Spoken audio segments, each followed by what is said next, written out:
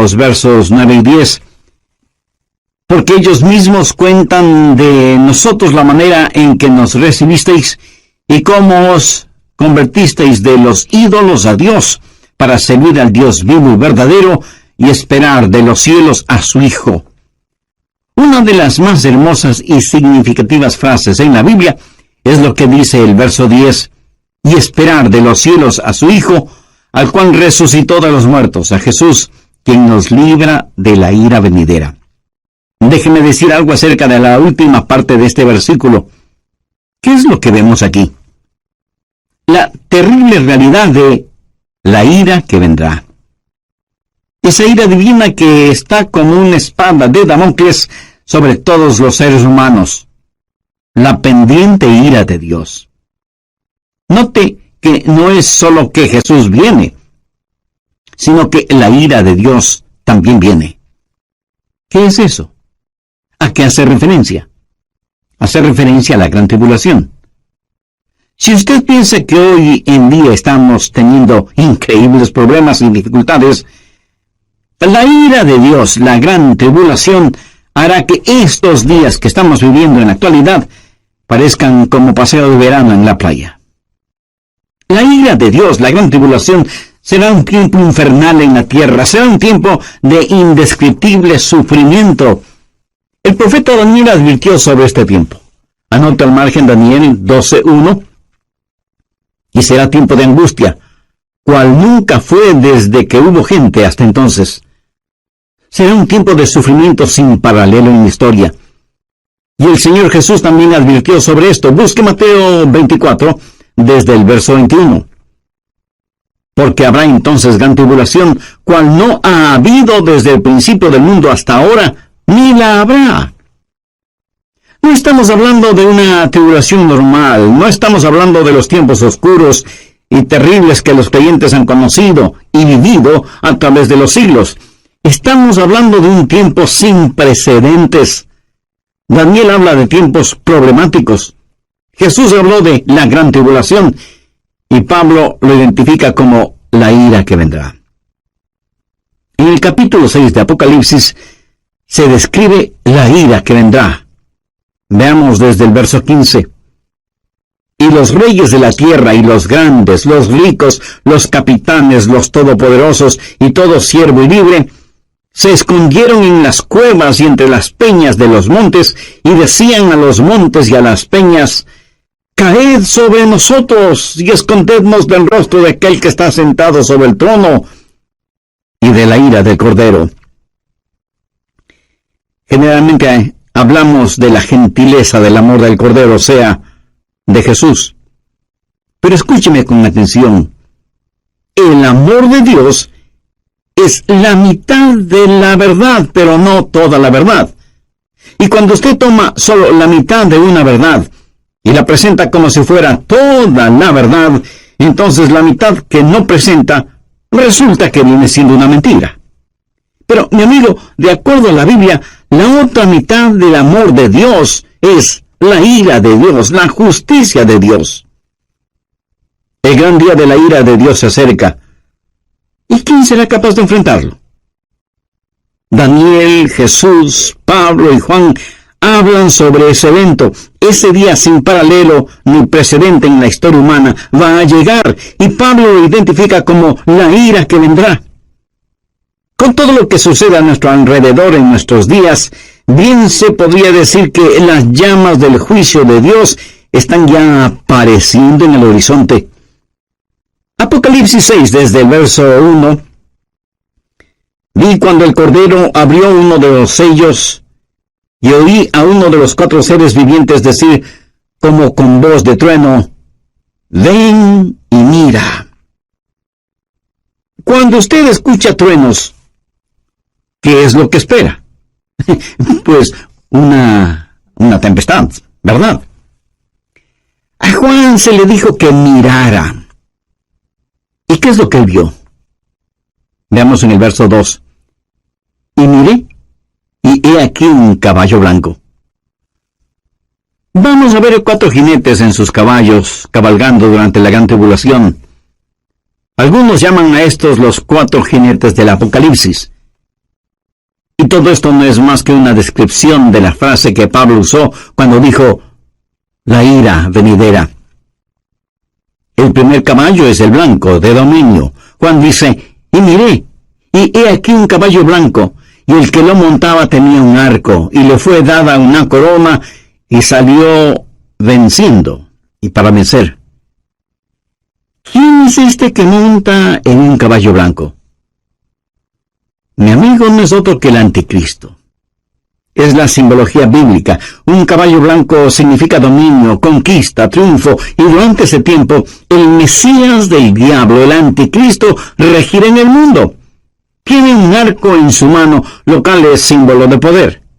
Tiene una corona en su cabeza, lo cual también significa dominio. Y si usted me pregunta, ¿el mundo en realidad será gobernado por el anticristo? Absolutamente cierto. Jesucristo fue muy claro al respecto. Busque Juan 5:43. Yo he venido en nombre de mi Padre, y no me recibís. Si otro viniere en su propio nombre, a ese recibiréis. Jesús dijo que no le recibimos a él, que es el verdadero Cristo, pero sí recibiremos al anticristo, que vendrá montado en un caballo blanco. De paso, quiero compartir con usted lo que leí en un periódico y que tiene que ver con un nuevo símbolo propuesto para las Naciones Unidas. ¿Sabe cuál es ese nuevo símbolo? Un caballo blanco. El artículo dice que el caballo blanco es símbolo de paz, y cito textualmente parte de lo que dice el periódico. La paloma, como símbolo de paz y fraternidad entre las naciones, enfrenta a un competidor, un caballo blanco. El diseño del caballo blanco fue donado con el propósito de unir pacíficamente los 5 continentes, simbolizado a través de la fortaleza del caballo que asegura libertad y unidad. En la cabeza del caballo habrá 5 cintas de diferentes colores que representan los 5 continentes: Europa, Asia, África, América y Australia. Así que se está impulsando un nuevo símbolo de paz, un caballo blanco, para que unifique al mundo.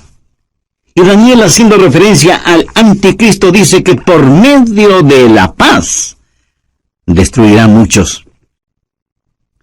Segundo, el caballo rojo de la destrucción. Apocalipsis 6:4. Y salió otro caballo, bermejo, y al que lo montaba le fue dado poder de quitar de la tierra la paz, y que se matasen unos a otros, y se le dio una gran espada. El caballo rojo de la destrucción, rojo como el color de la sangre. Y cuando este inspirado anticristo cabalga para conquistar, en su diabólico cerebro no habrá más que esa idea, conquistar, y habrá guerra y terror y destrucción, y la sangre roja lo manchará absolutamente todo. ¿Alguna vez usted ha pensado en nuestro mundo presente, armado hasta los dientes, con toda clase de armas de destrucción? El Medio Oriente es un verdadero polvorín, y en realidad nadie sabe qué naciones tienen armas biológicas, o capacidad nuclear, o termonuclear. Un gran general norteamericano dijo: sabemos mucho más acerca de la guerra que de la paz. Sabemos más acerca de quitar la vida que acerca de vivir en este siglo que se pregona es el siglo del progreso. El conocimiento científico ha sobrepasado los límites de control. Tenemos muchos hombres de ciencia, pero en verdad muy pocos hombres de Dios. El mundo ha alcanzado notoriedad sin sabiduría, poder sin conciencia. Somos un mundo de gigantes nucleares, pero criaturas sin ética. Todo lo que sucede en el mundo está llegando a su clímax. Y la Biblia lo identifica como el gran día de la ira de Dios. Con la llegada del caballo rojo de la destrucción, el espíritu del odio que está en el anticristo inflamará los corazones y las mentes de los seres humanos y causará que los padres maten a sus propios hijos y que se maten entre hermanos. Será un tiempo de indescriptible sufrimiento cuando la espada estará chorreando la sangre de todos aquellos que no han querido recibir la marca de la bestia. Y los cadáveres estarán abandonados en las calles, llenando con olores putrefactos el aire, en donde se mezclarán las lágrimas y el llanto de los vivos con el pedido de auxilio de los moribundos. Y uno puede entender lo que profetizó Jesús cuando dijo: mas ay de las que están encintas y de las que crían en aquellos días, porque habrá entonces gran tribulación, cual no ha habido desde el principio del mundo hasta ahora, ni la habrá. Tercero, el caballo negro de la privación. Apocalipsis 6, versos 5 y 6. Cuando abrió el tercer sello, oí al tercer ser viviente que decía: ven y mira. Y miré, y he aquí un caballo negro, y el que lo montaba tenía una balanza en la mano, y oí una voz de en medio de los 4 seres vivientes que decía: 2 libras de trigo por 1 denario, y 6 libras de cebada por 1 denario, pero no dañes el aceite ni el vino. ¿Qué representa el caballo negro? Representa hambruna, invariablemente, porque después de una guerra sigue la hambruna. La balanza en este pasaje, usada para pesar harina, habla de la escasez de los alimentos y nos habla de precios elevadísimos y naciones que se mueren de hambre. 1 libra de trigo o cebada representa una comida, y esa comida costará todo un día de trabajo. O sea que será necesario el trabajar todo el día para poder comprar algo para comer.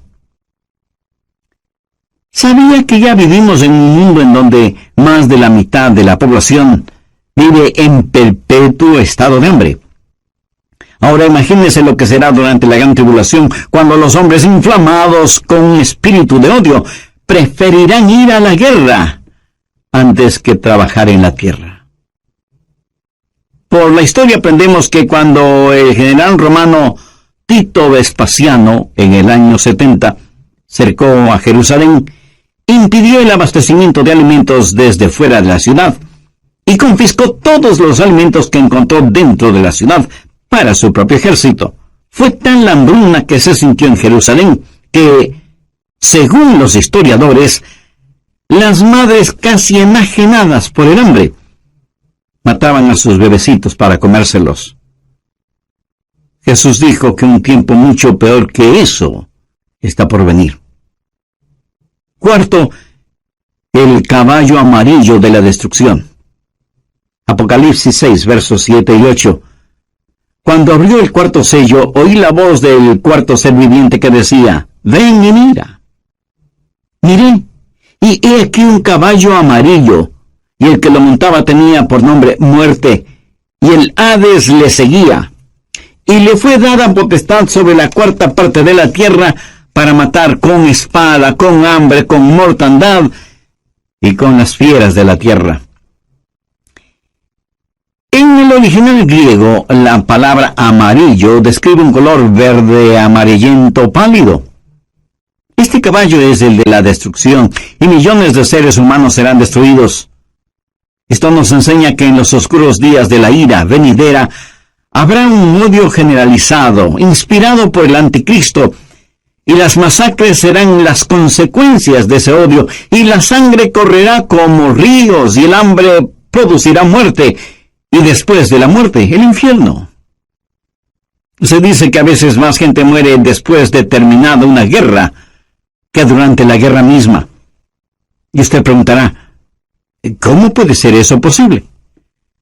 Amigo, después de la guerra hay una explosión de pandemias, infecciones, plagas. Pero en este pasaje, note que después de la muerte viene el Hades. ¿Qué significa eso?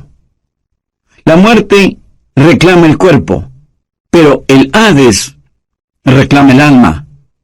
Esos van a ser días terribles cuando ni siquiera en el sepulcro usted podrá esconderse de Dios. Y yo creo que los 4 jinetes del Apocalipsis están listos para comenzar su recorrido. Si nuestros oídos son sensibles, escucharemos el estruendo de sus cascos aproximándose aceleradamente. El gran día de la ira de Dios vendrá, ¿y quién será capaz de enfrentarlo? Este pasaje de Primera de Tesalonicenses nos previene acerca de la ira que vendrá, pero solo he hablado de una parte de lo que sucederá durante la gran tribulación. Vayamos ahora a Apocalipsis 9. La gran tribulación será un tiempo cuando los espíritus diabólicos serán desatados sobre la tierra. Apocalipsis 9:1. Y el quinto ángel tocó la trompeta y vio una estrella que cayó del cielo a la tierra. ¿Qué representa esa estrella caída? Es el mismísimo Lucifer. Y se le dio la llave del pozo del abismo, o sea, la llave es entregada a este supercriminal para que abra la cárcel que está en el abismo y deje en libertad a los malévolos espíritus encerrados allí. Y cuando eso pase, cosas increíblemente horrorosas van a suceder. Veamos el verso 2. Y abrió el pozo del abismo, y subió humo del pozo como humo de un gran horno, y se oscureció el sol y el aire por el humo del pozo, y del humo salieron langostas sobre la tierra, y se les dio poder como tienen poder los escorpiones de la tierra. Un notable comentarista bíblico refiriéndose a esto dice: las langostas son infernales, por eso vienen desde el fondo del abismo. Bueno, aquí no está hablando de langostas comunes. Estas son un emblema, un simbolismo de espíritus diabólicos. Son espíritus infernales e insaciables. Este no es un panorama muy halagador que digamos, ¿no le parece? Y menos para quienes no son salvos todavía. ¿Es usted ya salvo o salva? ¿Hay en su corazón el anhelo de que Jesús regrese? ¿Tiene la absoluta certeza de que al morir se irá al cielo? Si no es así, usted necesita hacer una decisión espiritual ahora mismo. Le invito a decir la siguiente oración. Dígala con sus propias palabras. Las mías son solo una guía. Querido Dios, perdóname porque aún siendo religioso, he estado tan pendiente de las cosas materiales que no he puesto ninguna atención a las cosas espirituales. Soy pecador y necesito tu perdón. Me acerco a ti en busca de misericordia y gracia. Señor Jesús, te invito a que seas mi Salvador y mi Señor. Lo hago con sincera y profunda fe, de alguna ni a ningún árbol, sino solamente a los hombres que no tuviesen el sello de Dios en sus frentes. En el oriente, enormes enjambres de langostas aparecen en cierta época del año y devoran todo cuanto encuentran a su paso, incluyendo la vegetación. Pero las langostas de este versículo son diferentes. No dañarían ni una sola hoja de la vegetación, pero sí dañarían a los hombres y serían insaciables. Pero no solo son insaciables, sino que también son intolerables. Veamos los versos 5 y 6. Y les fue dado no que los matasen, sino que los atormentasen 5 meses. Y su tormento era como un tormento de escorpión cuando hiere al hombre. ¿Ha sido usted alguna vez picado o mordido por un escorpión? Bueno, yo sí. Y eso es algo que de ninguna manera es agradable en recordarlo. Pero estos tal vez billones de langostas bíblicas salidas del abismo infernal tendrán el poder de ocasionar intolerables y terribles dolores.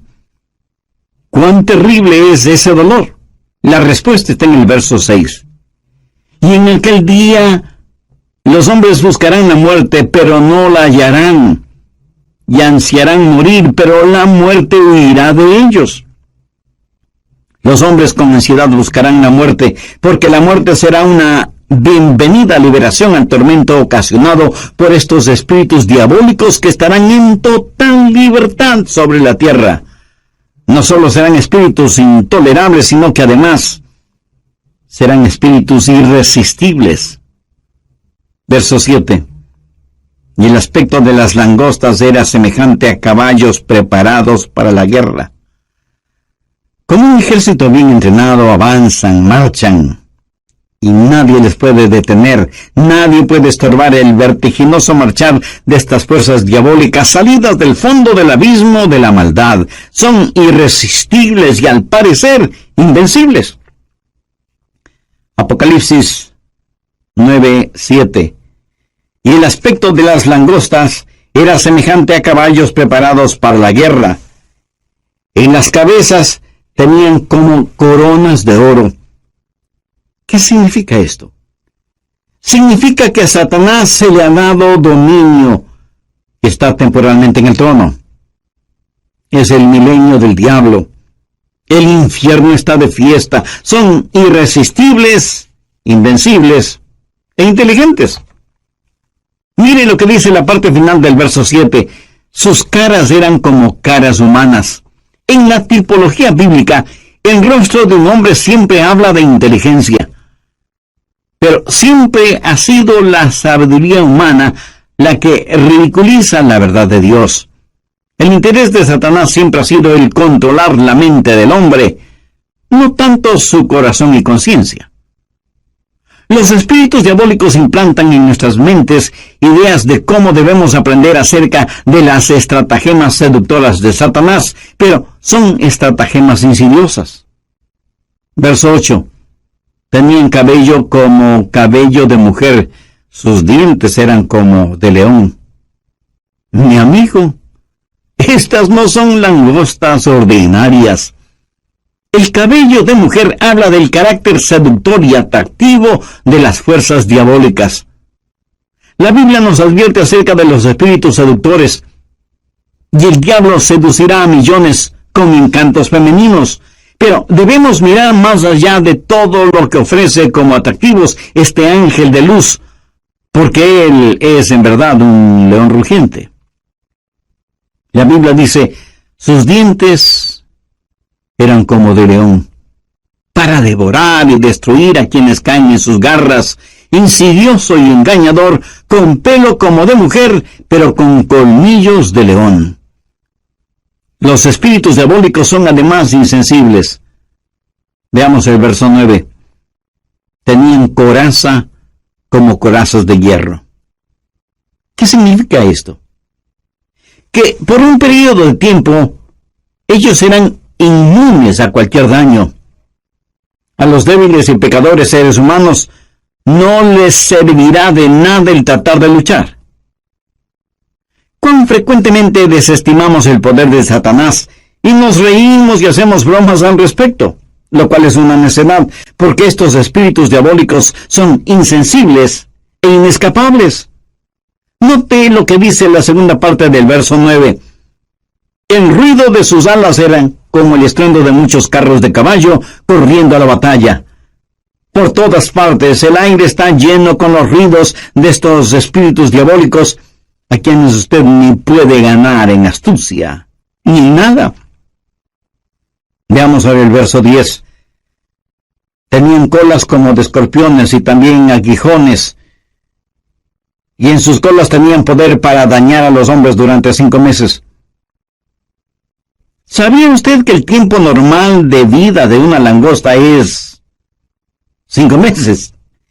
El apóstol Juan usa simbolismos para decirnos que estos espíritus malignos, que tienen colas como de escorpiones, efectuarán su trabajo de herir a los hombres. Tienen el poder para hacerlo. Y como si todo esto fuera poco, esos espíritus son además indivisibles. Verso 11. Y tienen por rey sobre ellos al ángel del abismo, cuyo nombre en hebreo es Abadón y en griego Apolión. Hay un rey sobre estos espíritus.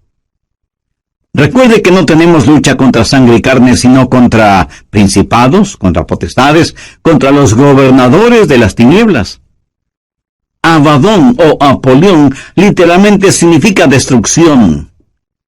un poderoso príncipe infernal, tal vez Satanás mismo, es quien los guía para que torturen a los habitantes de la tierra durante la gran tribulación, no sea durante la ira venidera. En segundo lugar, hay una anticipada espera. Veamos 1 Tesalonicenses 1:10. Y esperar de los cielos a su Hijo, al cual resucitó de los muertos, a Jesús, quien nos libra de la ira venidera. ¿Lo vi? Esperamos por su Hijo Jesús, quien nos libra de la ira venidera. Pregunta, ¿vivirá la iglesia la gran tribulación? ¿Estará la iglesia sujeta a la ira que vendrá? Bueno, personalmente no lo creo, y le diré por qué. Creo que la Biblia claramente enseña que la iglesia será arrebatada, raptada, antes de que la ira llegue. Veamos 1 Tesalonicenses 5:9. Porque no nos ha puesto Dios para ira, sino para alcanzar salvación por medio de nuestro Señor Jesucristo. El apóstol Juan le dijo a la iglesia de Filadelfia la misma cosa. Veamos Apocalipsis 3:10.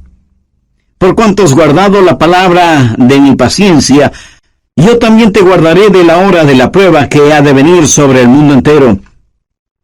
Y usted podría preguntarme, el pastor, eso es lo que Juan le dijo a la iglesia de Filadelfia, pero no a nuestras iglesias.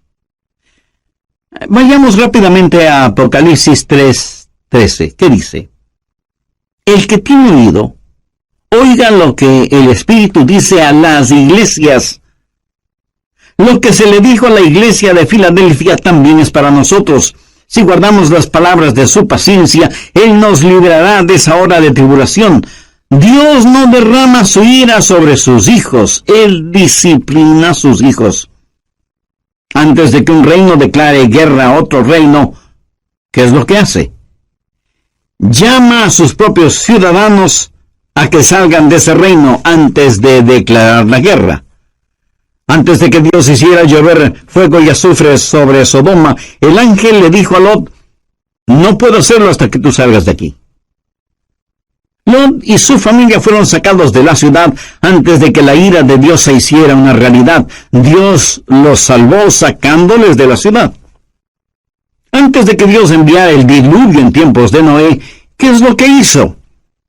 Arrebató a Enoc antes del diluvio para que fuera como un retrato, una ilustración de que antes de que Dios derrame su ira, Dios salva a los suyos. Dios puso a Noé en el arca como una ilustración de lo que la nación judía experimentaría y saldría del fuego de la tribulación.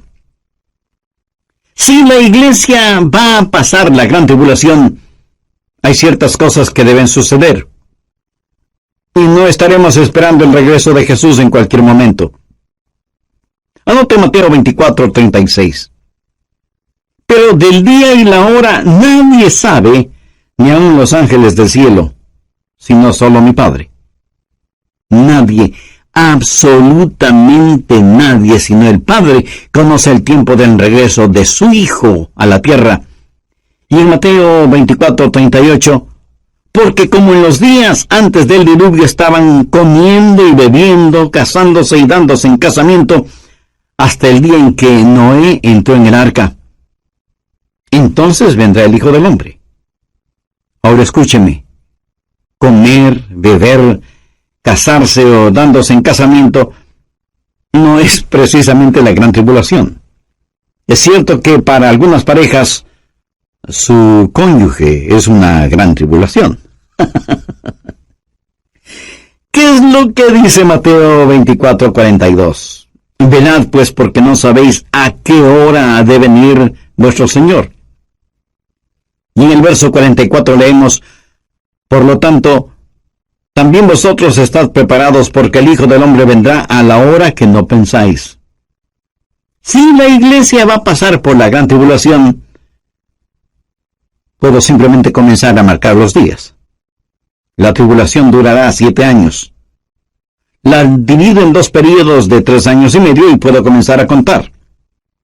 Pero la Biblia dice que debemos esperar por Jesús, debemos esperar su regreso de los cielos.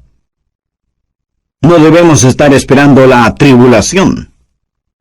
Marcos 13, versos 32 y 33 dicen: pero de aquel día y de la hora nadie sabe, ni aun los ángeles que están en el cielo, ni el Hijo, sino el Padre. Mirad, velad, llorad, porque no sabéis cuándo será el tiempo. Una y otra vez el Señor nos dice que debemos estar listos. Él nos ha librado de la ira venidera.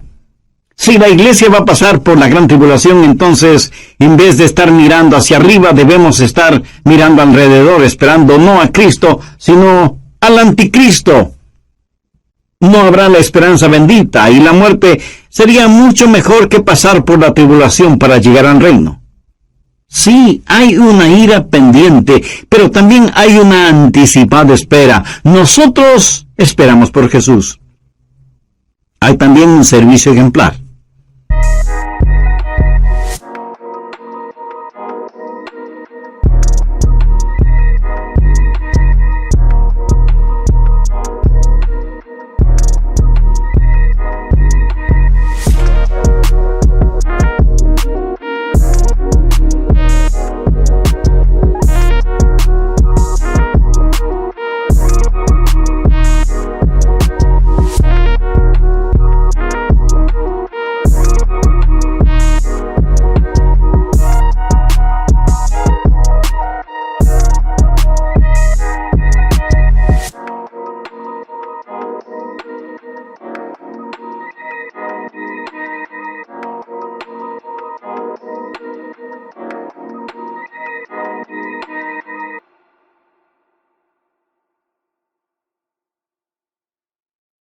¿Qué debemos hacer?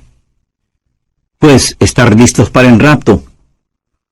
¿Cómo los creyentes de la iglesia primitiva se preparaban para el rapto? Veamos 1 Tesalonicenses 1:9.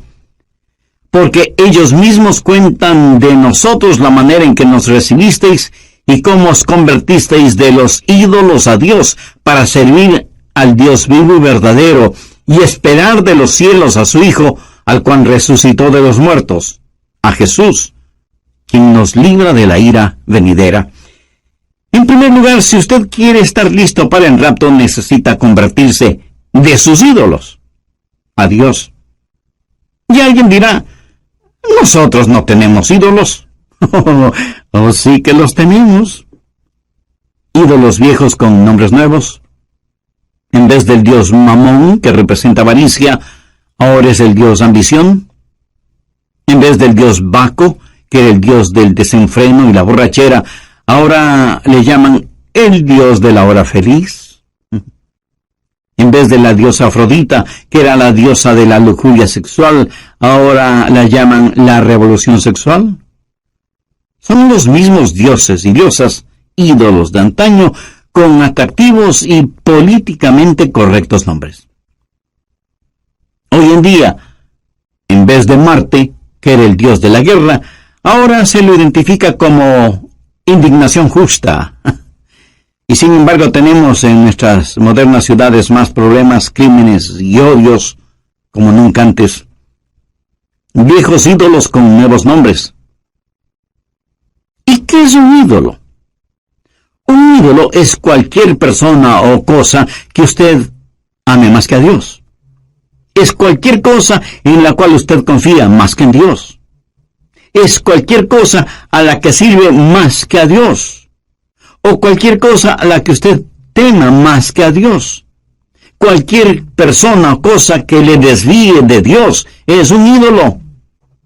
En Mateo 6:33 leemos: mas buscad primeramente el reino de Dios y su justicia, y todas estas cosas os serán añadidas. Usted debe volverse de sus ídolos a Dios.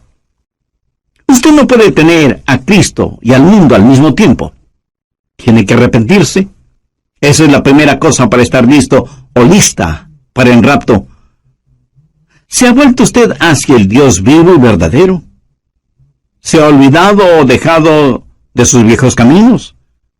¿Le ha entregado su corazón a Jesús, que es el Dios vivo y verdadero? En segundo lugar, hay que servir al Dios vivo y verdadero. Algunos de ustedes me dirán: Pastor Adrián, Yo creo las cosas que usted predica sobre profecía. Bueno, muchas gracias. Ahora permítame decir con toda la unción, función y emoción de mi alma, si usted cree en lo que estoy predicando hoy, usted debe empezar a servir a Jesús. Por favor, saque su cabeza de las nubes proféticas y ponga sus pies en la tierra y comience a ganar almas. La verdadera prueba no es si usted cree o no lo que estoy enseñando, sino lo que usted va a hacer para prevenir a los hombres de la ira que vendrá. Y debemos trabajar hasta cuando Jesús regrese y luego nos juntaremos en nuestro hogar celestial. Tercero, hay que esperar el regreso de Jesús.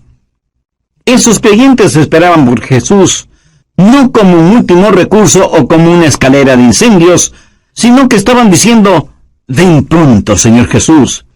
Estaban esperando su regreso, ansiaban su venida, vivían con esa expectativa, oraban por su venida y muchos literalmente murieron diciendo, ven, Señor Jesús. Como ilustración le contaré que una joven mujer estaba en la estación del tren esperando a su novio, que venía para casarse, y ella estaba ahí, esperando con ansiedad el tren. El anciano jefe de la estación también estaba allí, con sus horarios de llegadas y salidas de trenes. Él sabía que un tren estaba por llegar, pero no lo esperaba con la misma ansiedad con que esa novia esperaba la llegada del tren en donde venía su novio. Nosotros debemos tener el espíritu no del jefe de la estación, sino de esa novia.